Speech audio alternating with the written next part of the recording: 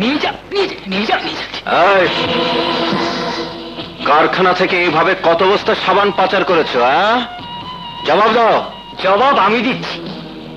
এই সামান্য ব্যাপারে আপনি তো হইচই করছেন কেন? কি এইভাবে চুরি করছো আবার বলছো সামান্য ব্যাপার? দেখুন ম্যানেজার সাহেব, সব ফ্যাক্টরিতে এরকম ছোটখাটো ঘটনা ঘটে থাকে। তাছাড়া আমাদের এখানে আপনার আগে যারা ম্যানেজার ছিল তারা ওসব জানতো, কিন্তু চোখ লাগানো সাহস পায়নি। চুপ! আমি থাকতে এসব হতে দেব না। আমি দেখবো তোমরা কিভাবে এখানে চাকরি করো।